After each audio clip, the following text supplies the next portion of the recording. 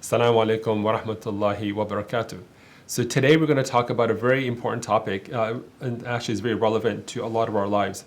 And this is the concept of delaying gratification, which I really feel is one of the major lessons we can learn from fasting, is how to delay our desires and our gratification.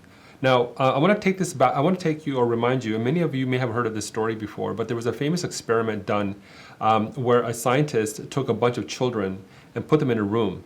And each child was at a desk, and on the desk was one marshmallow, a very juicy looking marshmallow.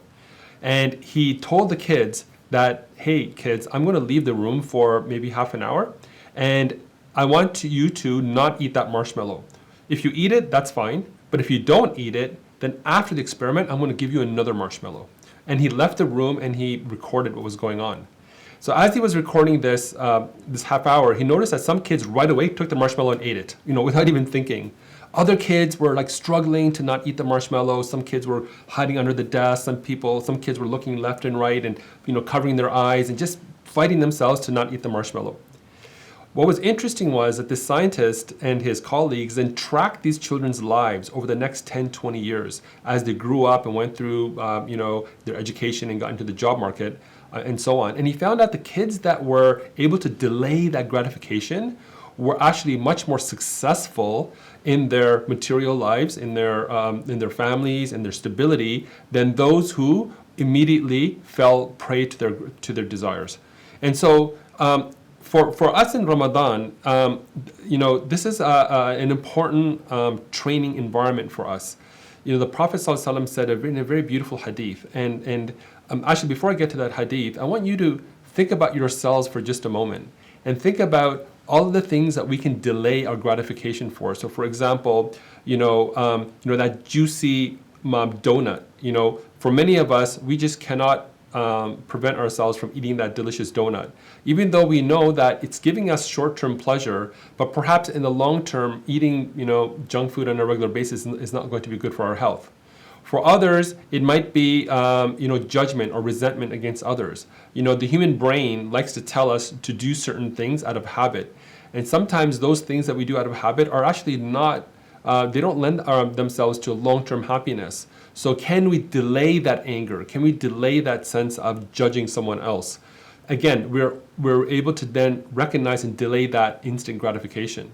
And the bigger picture, as Muslims, is that there's a bigger prize for us. The Prophet ﷺ said in a very beautiful hadith, "Walisa'im farhatan." So for the fasting person, there are two joys. Farhatun hina yuftir. A joy when he or she breaks his fast, wa farhatun hina yalqa rabba, and a joy when he meets his Lord. So for us as Muslims living in this world, we have a bigger vision. We have a vision of meeting Allah subhanahu wa ta'ala. And are we able to delay certain gratifications and learn how to not get distracted by things which may not necessarily give us that ultimate happy ending in the hereafter?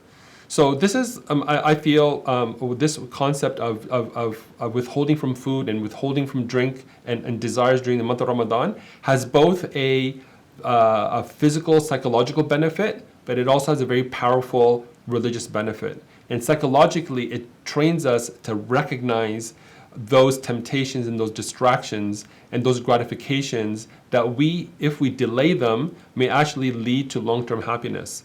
And from a spiritual perspective, it helps us to remind ourselves that there's a longer journey in our lives, a journey towards Allah subhanahu wa ta'ala.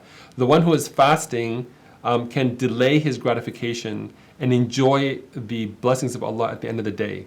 But then there's a larger outcome, which is when we meet our Lord, when we meet Allah subhanahu wa ta'ala on the Day of Judgment, that by withholding from certain negative habits in our lives, it may give us a better ending with Allah subhanahu wa ta'ala. Jazakallah khair.